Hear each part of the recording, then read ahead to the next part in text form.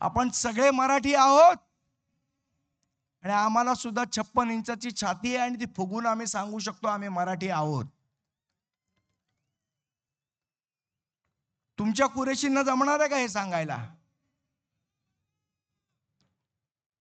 त्यामुळे उगीच नसत्या गोष्टी आम्हाला सांगू नका, आम्हाला शिकवू नका. यावेळची निवडणूक ही खरं तर थोडीशी वेगळी निवडणूक आहे.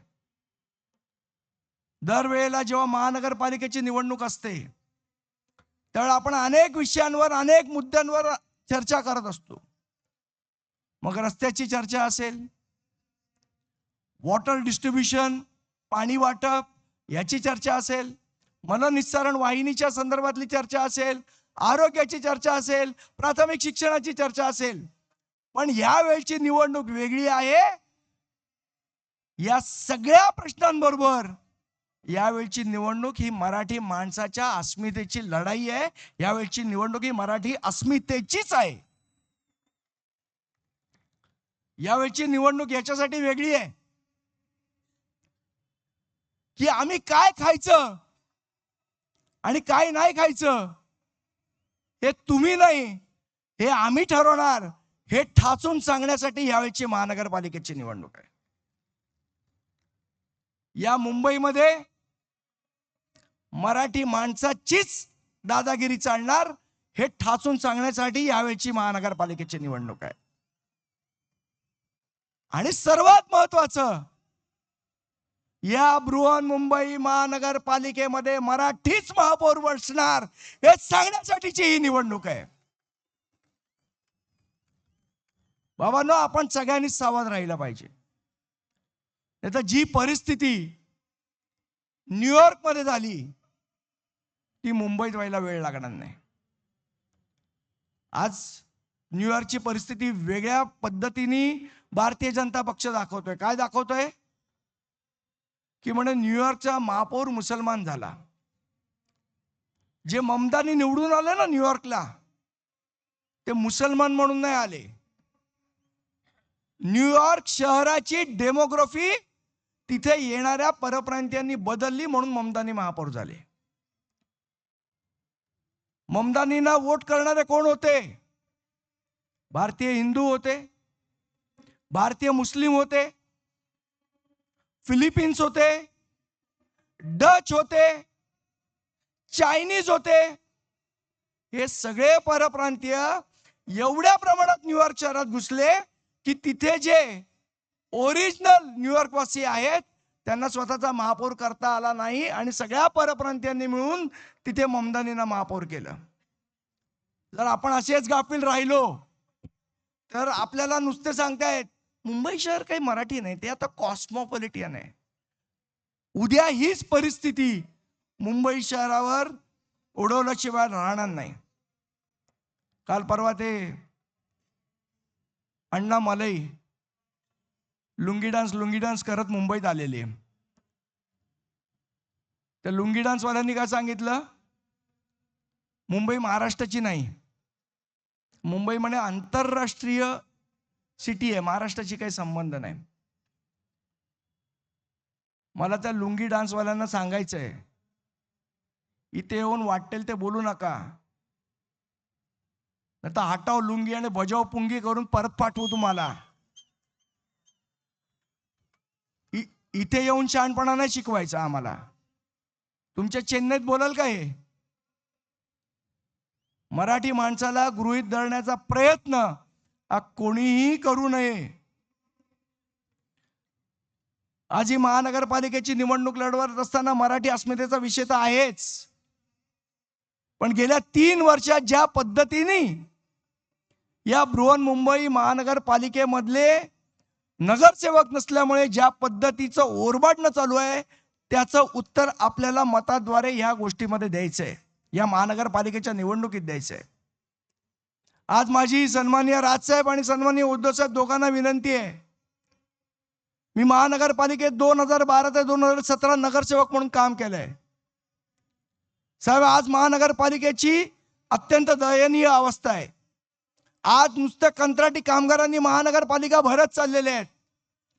माझी विनंती आहे, जर तुम्ही सत्ता आल्यानंतर जर एक निर्णय घेतलात तर आमच्या महाराष्ट्रातल्या मुंबईमधल्या जवळजवळ 1.5 लाख लोकांना महानगरपालिकेत रोजगार मिळू शकतो आणि ते तुम्ही देऊ शकता. आणि याची आकडेवारी आहे.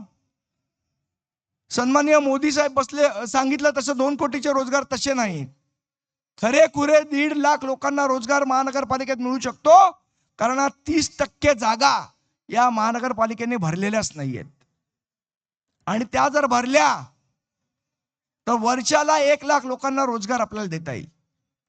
त्यामुळे माझी विनंती आहे की आपण त्या प्रकारचा निर्णय घ्यावा. आणि मला खात्री आहे आमचे दोन्ही सन्माननीय नेते तो निर्णय घेतील. आज महानगरपालिकेच्या BSTची अवस्था अतिशय वाईट झालेली आहे. आमचे महानगरपालिकेचे जे BSTचे जे मराठी कामगार आहेत, आज त्यांना प्रॉव्हिडंट फंड मिळत नाहीये, त्यांची उरलेली थकबाकी मिळत नाहीये. त्यामुळे माझी विनंती आहे की BST सारखा अख्खी संस्था ही महानगरपालिकेत मर्ज करावी, जेणेकरून आमच्या मराठी माणसाचे जे कामगार आहेत त्यांना न्याय मिळेल तिथे मध्ये. दुसरं महत्वाचं, रोज सांगितलं जातं आम्ही विकास केला. मुंबईचा विकास हा फक्त आम्हीच केला, भारतीय जनता पार्टी आणि त्यांनी केलं. माझा त्यांना प्रश्न आहे, विकास म्हणजे रस्ते बांधणं याला जर विकास म्हणायचं का? बरं काय म्हणाले, कोस्टल रोड आम्ही बांधला. प्रभू साहेब माझ्याबरोबर नगरसेवक होते. आत्ता परवा राहुल शेवाळेंनी 2012चे नगरसेवक होते. त्यावेळेला मला असं वाटतं शिवसेना भारतीय जनता पक्षाची सत्ता होती आणि त्या कोस्टल रोडचं काम त्यांच्या कारकिर्दीत झालं म्हणून त्यांनी आमच्या सगळ्यांचा सत्कार केला.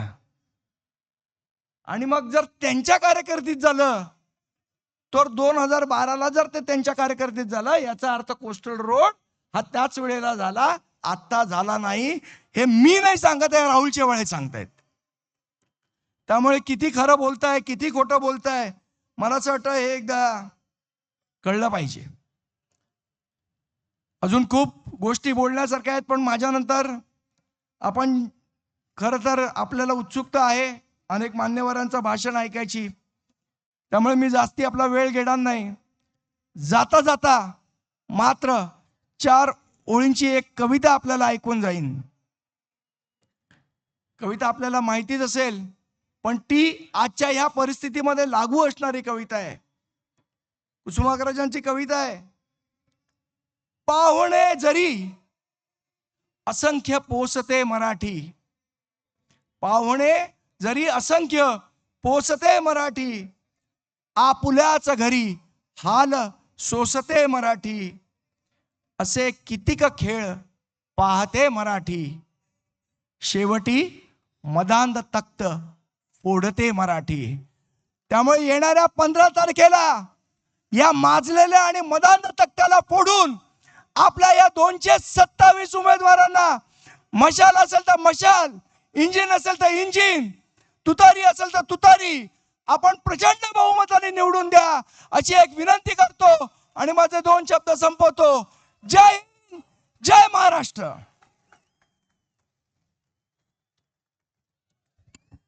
यानंतर धन्यवाद संदीपजी. यानंतर मी विनंती करतो शिवसेना नेते आदित्यजी ठाकरे यांना, त्यांनी या सभेला संबोधित करावं. आता जोकासू STP या अत्याधुनिक जॅपनीज तंत्रज्ञानाने सुसज्ज, quick installation, energy efficient, noiseless blowers, low maintenance या आणि अशा वैशिष्ट्यांनी परिपूर्ण जोकासू STP तंत्रज्ञान प्रकल्प उभारणीपासून ते विक्री पश्चात समाधानकारक सेवा देणारी, भारताबरोबरच परदेशात देखील प्रकल्पांची यशस्वी उभारणी करणारी company Deccan water treatment private limited.